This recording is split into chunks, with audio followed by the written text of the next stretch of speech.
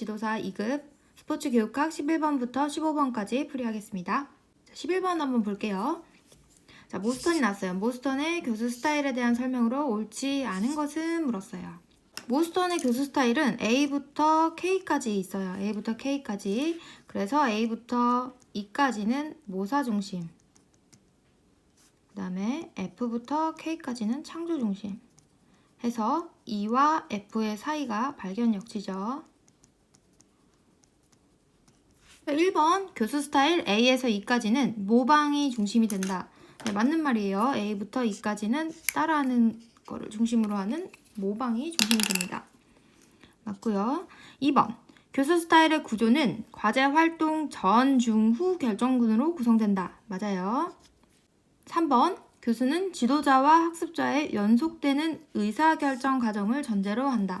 가르치는 거는 교사와 학생의 의사결정 과정을 바탕으로 해요. 이거는 스타일의 대전제를 말하는 거죠. 네, 그래서 이것도 맞습니다. 자, 4번 한번 볼게요. 교수 스타일은 대비 접근 방식에 근거를 둔다. 아니죠. 저희가 뭔가를 가르칠 때 A 아니면 B다. A가 틀리면 B가 맞고 B가 틀리면 A가 맞고 이렇게 대비적으로 가르치는 게 아니라 상황에 따라서 학습 목표에 맞는 다양한 수업 스타일을 사용할 수 있어야 돼요. 그래서 대비 접근이 아니라 비대비 접근 방식을 써야 해요. 자, 그래서 11번의 정답은 4번이 되겠습니다. 자, 12번 보기에서 설명하는 현장 개선 연구의 특징으로 적절하지 않은 것을 물었어요. 보기 현장 개선 연구는 체육 지도자가 동료나 연구자의 도움을 받아 혼자 하지 않네요. 자신의 강좌를 반성적으로 탐구해서 개선하는 데 목적이 있다라고 했어요. 그렇죠. 그래서 이름에 개선 연구가 들어갔겠죠. 개선하는 데 목적이 있으니까. 자, 현장 개선 연구 과정은 4단계가 있어요. 먼저 문제, 파악 및 개선 계획. 그리고 계획을 세운 것을 바탕으로 실행을 하고 실행을 한 걸 관찰을 해서 관찰을 바탕으로 반성을 해서 수정을 하겠죠.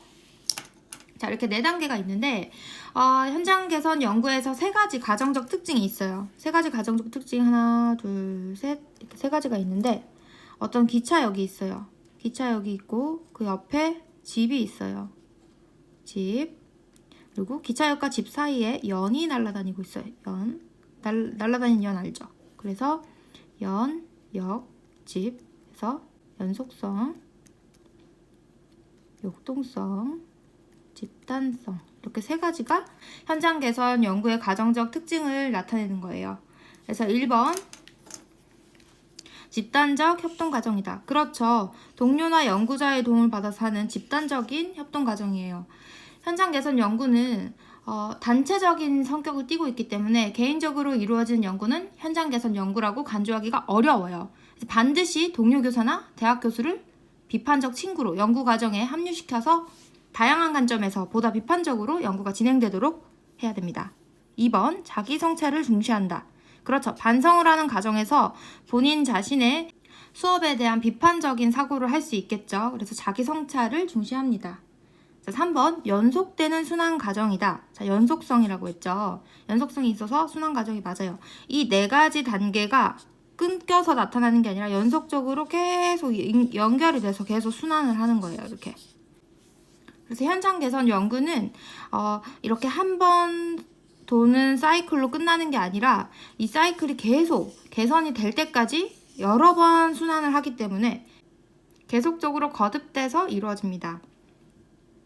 자, 4번 효율성과 결과를 중시한다 라고 했어요. 효율성과 결과를 중시한다. 자, 효율성은 최대한 단시간 내에 결과를 내는 거예요. 그래서 이거는 단시간 내에 내는 게 아니라 결과가 개선될 때까지 계속적으로 반복되면서 이 4단계가 순환하기 때문에 효율성과는 거리가 멀죠. 효율성은 단시간 내에 이루어져야 되죠. 그래서 12번의 정답은 4번입니다. 자, 13번 스포츠 지도사가 생활체육 프로그램 설계 시 고려해야 하는 구성 요소에 대한 설명으로 적절하지 않은 것을 물었어요. 1번 프로그램 설계 시 목적, 목표, 내용, 장소, 예산, 홍보 등이 포함된다. 그렇죠. 무엇을 어떤 목적으로 할 건지, 어떤 거를 가르칠지, 어디서 가르칠지, 비용은 얼마나 되는지, 어떻게 홍보할지 이런 것들 다 포함을 해야겠죠. 2번, 홍보는 시대에 적합하게 다양한 방법으로 실행한다. 맞아요. 시대에 따라서 예전에는 포스터로만 광고를 하던 거를 요즘에는 SNS나 이런 다양한 이벤트를 활용해서 하는 방법이 많죠. 3번, 장소는 접근성보다 최신식 시설을 우선적으로 고려한다라고 했어요. 접근성이 가장 중요하죠. 사실 운동을 할 때는 최신식 시설만 좋으면 뭐예요? 엄청 우리는 지금 서울에 살고 있는데 시설이 엄청 좋은 스포츠 센터가 울릉도에 생겼어요. 갈 수 있어요? 못 가요. 그래서 접근성도 중요하죠. 그래서 접근성보다 최신식 시설을 우선으로 고려한다라는 말은 틀렸습니다. 13번의 정답은 3번이고요. 4번 한번 볼게요. 예산은 시설 대여비, 용품 구입비, 인건비, 홍보비 등의 경비를 예측해야 된다. 그렇죠. 모든 가정에서 발생하는 다양한 비용들을 예측해서 적당히 예산을 잡아야겠죠. 네, 그래서 13번의 정답은 3번이 되겠네요.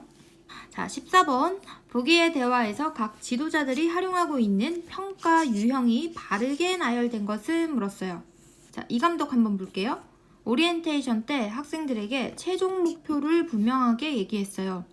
그 목표의 달성 여부를 종합적으로 확인하기 위해서 시즌 마지막에 평가를 실시할 계획이에요 라고 했어요. 평가 유형은 진단, 평가, 형성평가,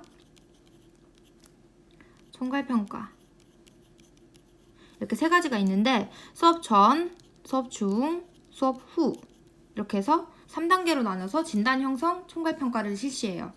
근데 여기서 보면은 시즌 마지막에 평가를 했고 종합적으로 확인하기 위해서 한다고 했으니까 이 감독은 총괄평가에 해당하겠네요.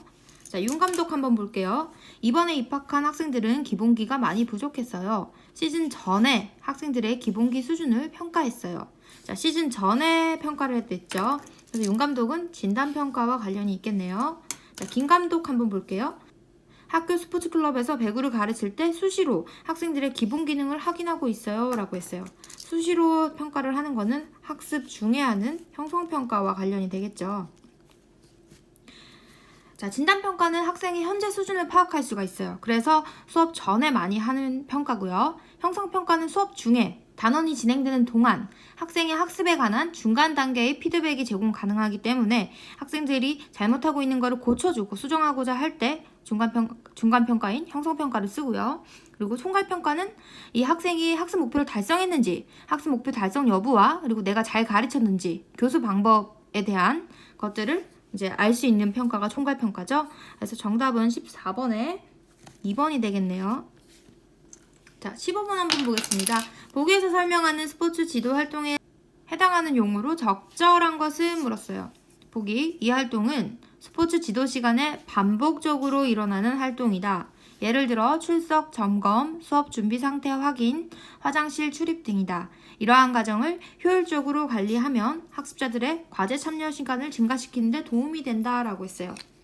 이거는 상규적 활동이 정답이죠. 상규적 활동은 빈번히 일어나는 수업 운영 활동 중 교사와 학생이 미리 약속한 대로 행해지는 활동이에요.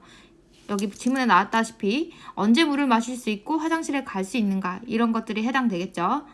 자, 16번 한번 볼게요. 현행학교 스포츠 클럽에 대한 설명으로 적절하지 않은 것을 물었어요. 자, 1번 학교 스포츠 클럽은 방과 후 점심시간 토요일 등에 실시한다. 맞아요. 학교 스포츠 클럽 대회 리그 유형에는 통합리그, 조별리그, 스플릿리그 등이 있다. 맞아요. 3번 학교 스포츠 클럽의 활성화를 위해 단위 학교는 학교 스포츠 클럽 리그를 운영한다. 맞아요. 활성화를 위해서 요즘 학교마다 리그를 많이 운영해가지고 구 단위로도 많이 대회를 하고 도 단위로도 많이 대회를 하죠. 자, 학교 스포츠 클럽은 국가 수준 교육과정 편성 운영 지침에 근거해서 운영한다라고 했어요. 자, 학교 스포츠 클럽은 학교장에 근거해서 운영을 해요. 그 학교장에 근거해서 운영이 되기 때문에 학교 상황에 맞게 운영이 됩니다. 그래서 16번의 정답은 4번이 되겠네요. 자, 17번 학교체육진흥법과 동시행령에서 규정하고 있는 스포츠 강사의 재임용 평가 사항이 아닌 것은 물었어요. 자, 스포츠 강사가 다시 학교에 근무를 하려면 얼마나 수업 시간에 성실했는지, 복무 태도, 학생들이 얼마나 만족했는지 그리고 강사로서의 자질이 있는지, 이거는 굉장히 중요한 평가 사항이죠. 근데 그 스포츠 강사가 전국대회 입상 실적이 있다.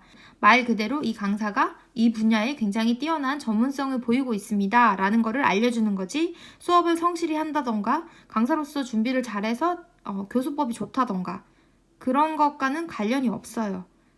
네, 그래서 17번의 정답은 1번이 되겠습니다. 18번 보기에 기역, 니은에 해당하는 평가 기법으로 적절한 것은 물었어요. 적절한 것은 기역, 하이클리어 평가 도구, 예, 아니오로 나눠져 있죠. 그리고 니은, 배드민턴에 대한 태도 평가예요. 태도 평가. 그래서 열정과 의지를 물어봄, 질의응답함이라고 돼 있네요. 자, 보기를 보시면 평정촉도와 체크리스트가 있는데요. 평정촉도는 표적 행동이나 사항에 대해서 많은 선택점을 가지도록 정교하게 구성되어 있는 게 평정촉도예요. 그래서 다른 관찰 도구로 처리하기 힘든 질적 차원의 행동을 기록하는데 적합한 게 평정촉도고요. 체크리스트는 어떤 사항의 발생 유무를 체크해서 평가하는 방식으로 대체로 예 혹은 아니오로 기술이 되는 거예요. 그래서 보기에 보면 예, 아니오로 기술되어 있는 하이클리어 기능 평가 도구는 체크리스트와 가깝죠. 자, 니은에 배드민턴에 대한 태도 평가를 질의응답한 것으로 보아 면접법과 관련이 됩니다. 관찰법과 면접법이 있는데요. 관찰법은 학생과 의사소통을 하지 않고 지도자가 멀리서 학생들을 관찰하는 거예요. 면접법은 말 그대로 질문과 대답을 통해서 학생들을 평가를 하는 거겠죠? 그래서 정답은 3번, 18번에 3번이 되겠습니다. 자, 19번 링크의 내용 발달에 대한 설명으로 적절하지 않은 것은 물었어요. 자, 학습 과제의 난이도는 4가지 기준으로 분류가 되는데요. 보통 시세, 적해서 시작형 과제, 세련형 과제, 확장형 과제, 적용형 과제. 그러니까 4단계로 이루어져요. 근데 시작형이 첫 번째고 세련이 두 번째, 세 번째가 될 수 있고 확장이 두 번째, 세 번째가 될 수 있고 이 순서는 왔다 갔다 거리면서 바뀔 수가 있어요. 그래서 마지막에 적용이 되는 거 이렇게 알고 계시면 되십니다. 시작형 과제는 학습활동을 가장 기초적인 수준에서 학습하도록 개발한 과제로서 이거는 이제 설명이나 교사의 설명이나 시범이 들어가요. 그리고 세련형 과제는 폼이나 느낌 같은 질적인 측면에 초점이 맞춰진 거고요. 확장형 과제는 난이도와 복잡성이 더해진 형태예요.